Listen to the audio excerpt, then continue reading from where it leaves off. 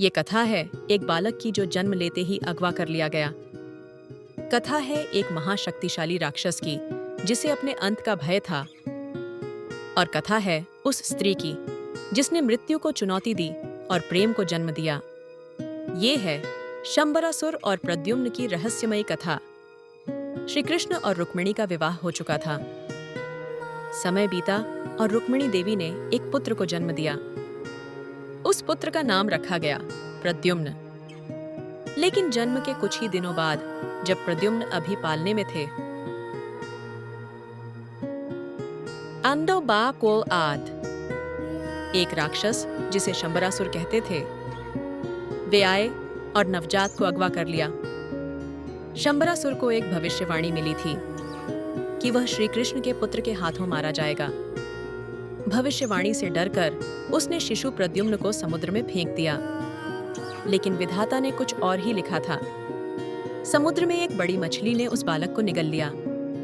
बाद में वह मछली एक मछुआरे के हाथ लगी और राक्षस शंबरासुर के रसोई घर में भेज दी गई।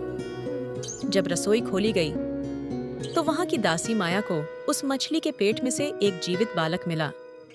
वही माया जो स्वयं एक अप्सरा थी और शंबर की सेवा में थी। उसने प्रद्युम्न को अपने पुत्र की तरह पाला और जैसे जैसे वो बड़े हुए, माया के मन में मातृत्व से बढ़कर प्रेम उत्पन्न होने लगा।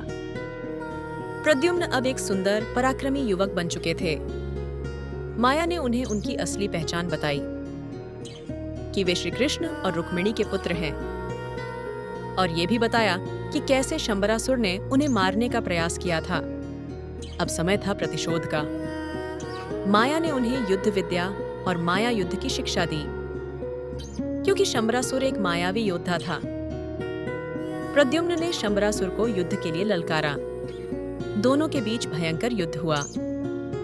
शंबर ने माया की अनेक शक्तियां दिखाईं, लेकिन प्रद्युम्न ने देवताओं की कृपा से उन्हें पराजित कर दिया। अंततः प्रद्युम्न ने शंबरासुर का वध कर दिया। इसके बाद प्रद्युम्न माया को साथ लेकर द्वारका लौटे। जब रुक्मिणी ने अपने पुत्र को देखा तो उनकी आंखों से अश्रुधारा बह निकली। श्री कृष्ण मुस्कुराए, क्योंकि उन्होंने अपने पुत्र को खोया था, लेकिन अब समय ने उन्हें वापस लौटा दिया। प्रद्युम्न वही आत्मा थे जो कामदेव के रूप में भगवान शिव के क्रोध से भस्म हुए थे। उनका पुनर्जन्म श्री कृष्ण के पुत्र के रूप में हुआ, ताकि वे पूर्ण प्रेम को पुनर्स्थापित कर सकें।